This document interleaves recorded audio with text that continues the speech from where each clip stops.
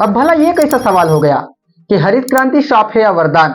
आज हर कोई पर्सन जानता है कि हरित क्रांति खेती के अच्छाई के लिए लाया गया है और जिससे खेती की दुनिया में पूरी तरीके से नक्शा पलट के रख देने वाली क्रांति हुई और वो है हरित क्रांति। लेकिन हर चीज के दो पहलू होते हैं। आज जिस हरित क्रांति की वजह से हम अच्छे उपज ले पाए, आज उसी हरित क्रांति की वजह से हमें बड़े सारे दिक्कतों का सामना करना पड़ रहा है। जानते हैं इसके बारे में हम आज के इस वीडियो में। हरित क्रांति का सीधा संबंध है खेती से। हम जानेंगे खेती के बारे में। प्रकृति का नियम है लेन देन का।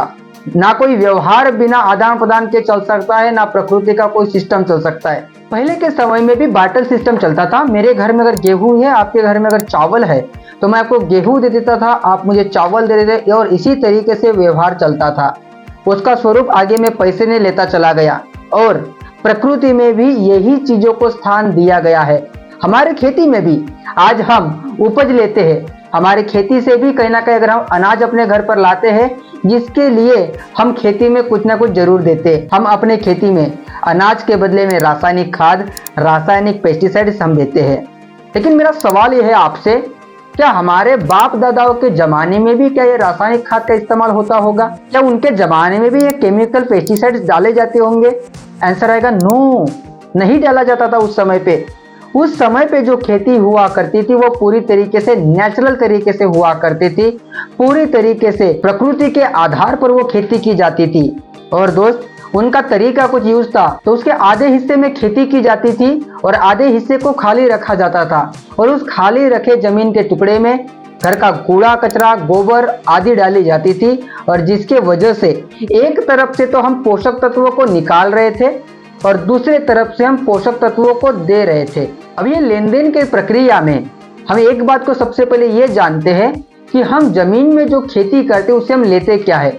प्रकृति ने ऐसी कोई मशीन नहीं बनाई अभी तक के, ना इंसानों ने कोई ऐसी मशीन बनाई है अभी तक के, कि जिसके माध्यम से जमीन में से पोषक तत्व निकाल दिया जाए और वो इंसानों को खिलाया जाए, जानवरों को, पशु पक्षियों को खिलाया जाए। प्रकृति ने मात्र वो पौधों को ही ताकत दी है कि जमीन में से सारे पोषक तत्व निकाल के वो हमारे थाली में आ सके, पशु पक्षियों के पेट में जा सके। यानी कि जमीन में से सारे पोषक तत्व निकालने के लिए हम पौधे लगाते हैं, हम फसल उगाते हैं, और जिसको खाने से इंसानों का पेट भरता है। और इसी तरीके से इस लेन देन के प्रक्रिया पे पहले में जो खेती हुआ करती थी दोस्त, वो इसी तरीके से हुआ करती थी, जिसको हम बोलते थे बौरानी खेती। लेकिन जैसे जैसे हमारे इंडिया की पॉपुलेशन बढ़ी, हमारी लोक संख्या बढ़ी, वैसे वैसे खाली जमीन रखना हमारे लिए मुश्किल होता चला गया और समय के अनुसार दोनों जगह पे खेती करना शुरू हुआ। जो जमीन का हम खाली हिस्सा रखते थे उस जगह पे भी खेती करना शुरू हो गया।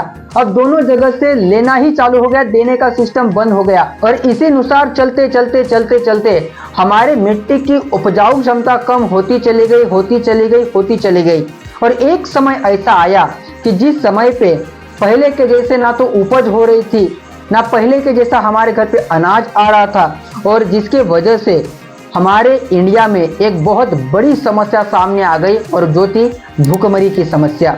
उस समय पे हमारे prime minister mister Pandit Jawaharlal Nehru ji, इनके सहयोग से और डॉक्टर एम.एस. स्वामीनाथन जी के पुढाकार से एक ऐसी क्रांति आई इंडिया के अंदर में, जिसने पूरे इंडिया के खेती का नक्शा पलट के रख दिया, और जिसका नाम था दोस्त हरित क्रांति। जी हाँ, हम बात करें ग्रीन रिवॉल्यूशन की।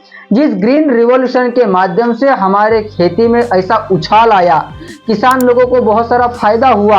अब जानते हैं कि उस हरित क्रांति से एक्चुअली हुआ क्या था। उस हरित क्रांति के वजह से 3 सिस्टम मुख्यतः लाए गए थे। सबसे पहला था इरिगेशन सिस्टम, यानी कि नहर नालों का विकास। जो आज जितना डेवलपमेंट आज आप खेती में देख रहे हैं पानी के संदर्भ में, उतना डेवलपमेंट पहले नहीं था। ये इरिगेशन सिस्टम के वजह से हमारे किसान भाइयों को फायदा हुआ।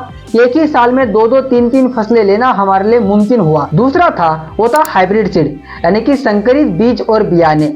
नेचुरली तरीके से अगर हम घर के अगर कोई भी बीज अगर देते बिना बीज प्रक्रिया के, उसमें ना उतनी उपज हो पाती है, ना उसमें उतनी क्वालिटी मिल पाती है। आप भी जानते हो, अगर घर का अगर कोई आम की बीज अगर बोई जाए, वो पेड़ जब तक के बहुत बड़ा नहीं होता तब तक उसको आम नहीं आते। लेकिन इसकी जगह पे अगर हम कोई कलम खरीद के लाए और उसको अगर बोआ जाए, 5 फीट 7 फीट का वो पौधा होने के बाद में ही उसको फल और फूल आना शुरू हो जाते हैं। इससे भी हमारे किसान भाइयों को बहुत फायदा हुआ। और तीसरा जो था वो था रासायनिक खाद तथा रासायनिक पेस्टिसाइड्स। इसके वजह से हमारी जमीन की खोई हुई उपजाऊ क्षमता को हम पुनः तरीके से वापस ला पाए, जिसकी पहले शुरुआती में मात्रा थी, जो कि मुख्यतः हम कंटेंट देते किसी भी जमीन में, जो कि मुख्यतः हम अपने पौधे को जो कंटेंट देते हैं वो है NPK, nitrogen, phosphorus and potash, जिसकी मात्रा थी कुल मिला के टोटल 7 किलो, जिसमें से 4 किलो नाइट्रोजन, 2 किलो फास्फोरस और 1 किलो पोटेश की मात्रा। लेकिन मेरा सवाल यह है आज आपसे, क्या हम 7 किलो ही अपने खेती में आज के डेट में रासायनिक खाद डालते हैं? नहीं दोस्त, ये कहीं ना कहीं 7 किलो से लेकर 14 किलो, कहीं ना कहीं 50 केजी, 100 केजी, 150 केजी, और जो लोग बागायती खेती करते उसका तो जवाब नहीं है। अब भला हम क्यों 7 किलो से लेकर आज 100-150 केजी तक के पहुंच गए? इसके पीछे कारण क्या? इसके पीछे कारण है केमिकल फर्टिलाइजर की प्रॉपर्टीज। आज अगर हम अपने खेती में अगर 1 केजी रासायनिक खाद डाल रहे हैं, अगर कल आपको रिजल्ट चाहिए दोस्त, उसे ज्यादा डालना ही पड़ेगा। इसके पीछे कारण ये, क्योंकि दोस्त केमिकल खाद में है हीट, और उस हीट की वजह से हमारी जमीन चटक जाती है। आज अगर आप 1 केजी डाल रहे हो तो कल आपको 2 केजी डालना आपकी मजबूरी बन जाती है। उसके बाद में ये निरंतर तरीके से आपको बढ़ाना ही पड़ेगा, और तभी चल के आपको वो रिजल्ट आता रहेगा। अब यहाँ तक के तो बात ठीक है, लेकिन केमिकल की मात्रा बढ़ने से हुआ क्या? ये केमिकल की मात्रा बढ़ने की वजह से हमें ऐसे बहुत दिक्कतों का सामना करना पड़ रहा है। चलिए जानते हैं केमिकल खाद की वजह से होने वाले नुकसान। पर्यावरण पे गिरने वाला बुरा प्रभाव। इस केमिकल खाद की वजह से पर्यावरण पे बहुत बुरा असर पड़ रहा है, जिसके वजह से हमारा पर्यावरण पूरी तरीके से दूषित हो रहा है। पर्यावरण का संतुलन पूरी तरीके से बिगड़ रहा है। हमारे जीवित जीवाणुओं पे असर पड़ रहा है। हमारी आने वाली फसल, हमारी उगने वाली फसल, जिसके वजह से हमारे उगने वाले फसल पे भी इसका बुरा प्रभाव गिर रहा है। दूसरा जो आता है वो आता है दोस्त जल प्रदूषण। जो केमिकल खाद हम जमीन में देते हैं उसमें से कुछ ही % पौधे को मिल पाता है, बाकी का पूरा केमिकल वो जमीन पे सतह पे रहता है, और वही केमिकल कहीं बारिश के पानी में घुल मिलके उसके वजह से पूरी तरीके से तालाब, नदियां, जहां तक के वो पानी जा रहा है। और यही नहीं, जो केमिकल पानी में मिक्स होकर जमीन में जा रहा है दोस्त, वही हमारे पीने में आ रहा है, यानी कि पूरी तरीके से पानी को खराब करने का काम कर रहा है एक केमिकल फर्टिलाइजर। तीसरा आता है मिट्टी की स्वास्थ्य गुणवत्ता का कम होना। आप सब लोग भी जानते हैं मिट्टी की स्वास्थ्य गुणवत्ता जो पहले हुआ करती थी वो आज हमारे जमीन की क्वालिटी नहीं रही है।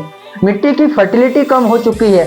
पहले में हम अगर खाद ना भी डाले तो हमारे जमीन में फसल हो ही जाती थी, लेकिन आज हम ये नहीं बोल सकते कि बिना खाद के भी हमारी जमीन में फसल उग पाएगी। हमारे जमीन का पीएच मान होना चाहिए दोस्त 6.5 से लेकर 7 का, लेकिन आज वो पीएच कहीं ना कहीं कम ज्यादा हो चुका है। आज हमारी जमीन पूरी तरीके से बंजर होने के कगार पे खड़ी है, और ये सिलसिला अगर यूं ही चलता रहा तो हमारे आने वाली पीढ़ियों के लिए जो जमीन है वो खेती करने के लायक नहीं बनने वाली। ऐसा हाल हमारे खेती का हो चुका है। और इसके पीछे भी अगर कोई बड़ा कारण है तो वो है हमारे जमीन में मित्र जीवाणु का पूरी तरीके से खत्म होना।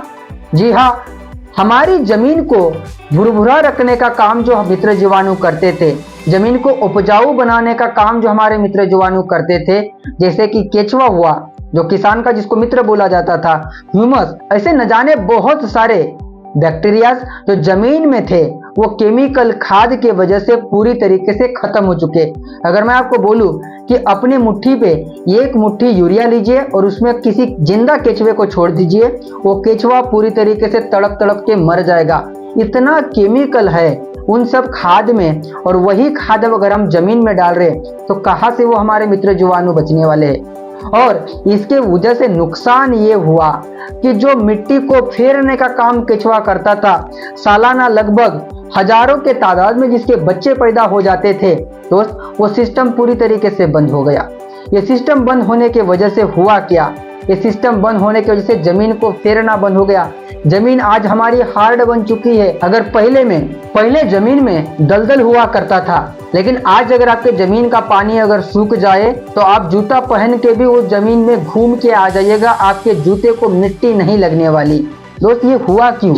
आज अगर हम ट्रैक्टर चलाते हैं, बड़े के बड़े पत्थर निकलते हैं, भाई मिट्टी है वो, पत्थर नहीं है, लेकिन जमीन इतना हार्ड कैसे बन पाई, क्यों बन पाई? इसके पीछे कारण है वो है हमारे मित्र जीवाणु का पूरी तरीके से खत्म होना। मिट्टी को फेरने का काम बंद हो गया। मिट्टी जो भुरभुरी हुआ करती थी वो पूरी तरीके से हार्ड बन चुकी है। नेक्स्ट आता है पोषक तत्वों की कमी। जो रासायनिक खाद जो हम दे रहे हैं उसका जमीन से कोई भी लेन देन नहीं। हम जो रासायनिक खाद देते वो देते मात्र पौधे के लिए, और रासायनिक खाद में भी कुछ गिने चुने ही कंटेंट के साथ में, गिने चुने पोषक तत्वों के साथ में हम पौधे को बड़ा करते हैं। बाकी के मिलने वाले सारे सूक्ष्म पोषक तत्व वो नहीं मिल पाने की वजह से आज हमें बड़े सारे दिक्कतों का सामना करना पड़ रहा है। नेक्स्ट आता है कि ज्यादा लागत। पहले के मुकाबले अगर बात किया जाए, आज हमारे खेती के खर्चे बहुत ज्यादा बढ़ गए।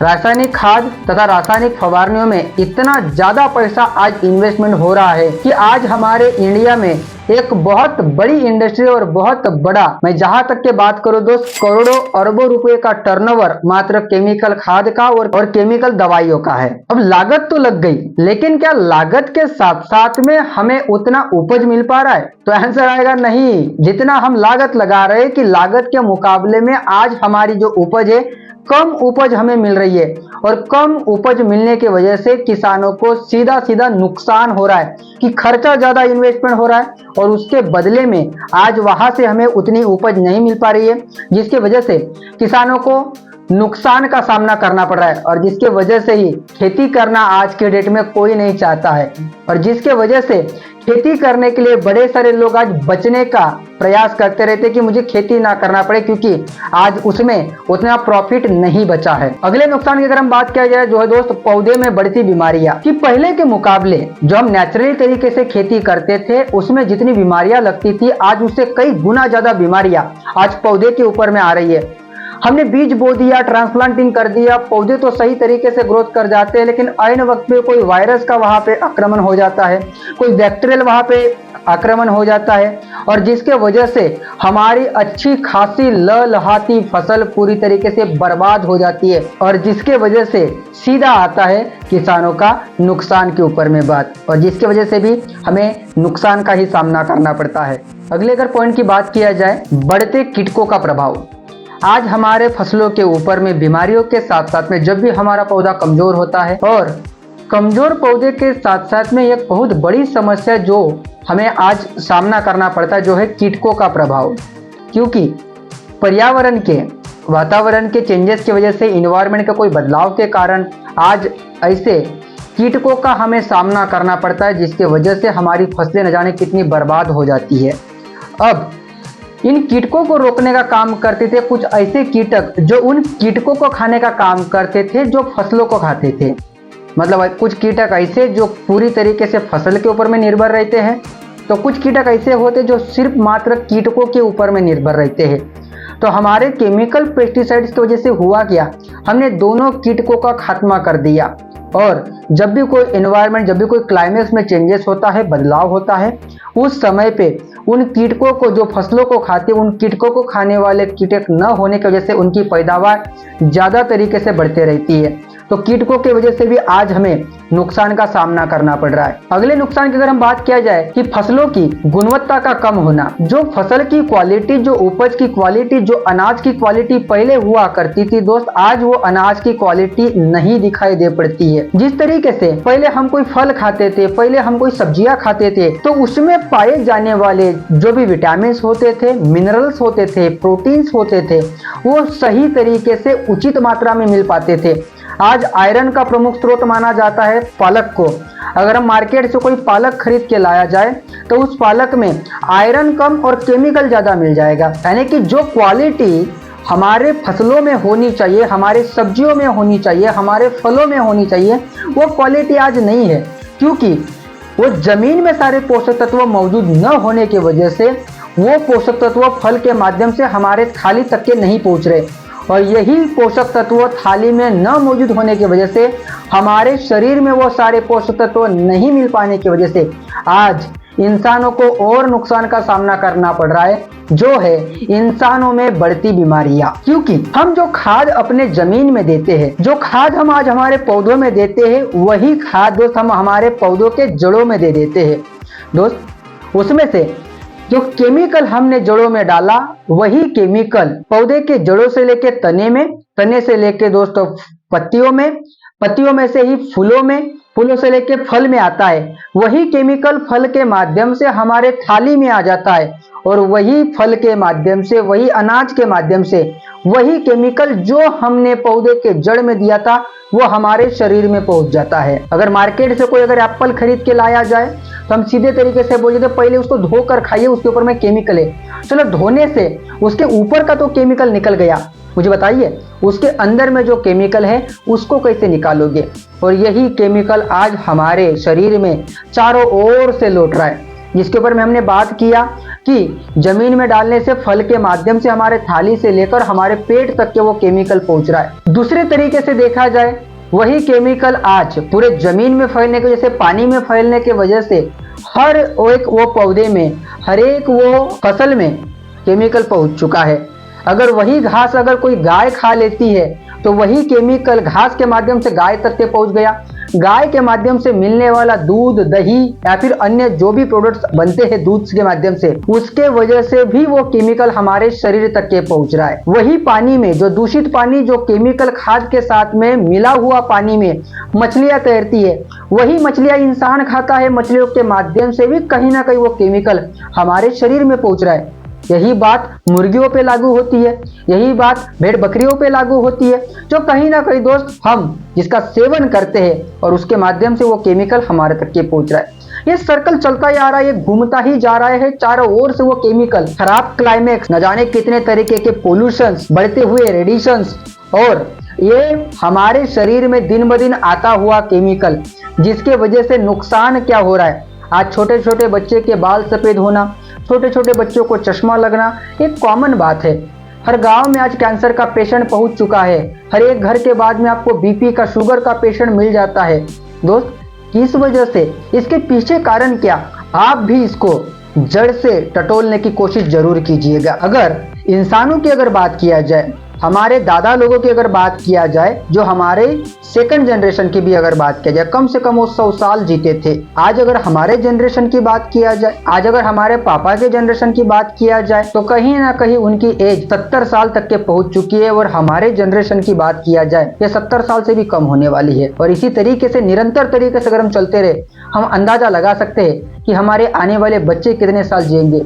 अगर ये सारी चीजें अगर आप नहीं होने देना चाहते तो आपको आज ही इसके ऊपर में सावधानी बरतनी पड़ेगी। ये सारे दुष्परिणाम का सामना आज हम कर रहे दोस्त, जिसकी शुरुआत हुई थी वो हरित क्रांति, जिसके वजह से किसानों के फायदे के लिए लाई गई थी, लेकिन कहीं ना कहीं इसका ज्यादा इस्तेमाल होने की वजह से हमें नुकसानों का सामना करना पड़ रहा है। अब भला आप ही अंदाजा लगाइएगा कि हरित क्रांति हमारे लिए शाप बन के आई थी या वरदान बन के आई थी, और आप उस तरीके से इसके ऊपर में अमल कीजिए। ये सारी चीजें तो हमने देख लिया, लेकिन सिर्फ इन्हीं चीजों के ऊपर में डिस्कस करने से अच्छा है कि हम आगे में क्या करें। कबीर जी बहुत अच्छी तरीके से बोल गए हैं कि अब पछताए होत क्या, जब चिड़िया चुग गई खेत। जो होना था वो तो हो गया, लेकिन हमें सोचना यह है कि अब हमें आगे में क्या करना है। तो मैं आपको बोलूंगा कि ये सब हमें छोड़ना पड़ेगा। जी नहीं, खेती करना नहीं छोड़ना है, हमें रासायनिक खाद तथा रासायनिक पेस्टिसाइड्स को हमें इस्तेमाल करना छोड़ना पड़ेगा। तो फिर आपका सवाल ये आएगा कि अगर आज हम रासायनिक खाद और रासायनिक फवारने अगर इस्तेमाल करना छोड़ दे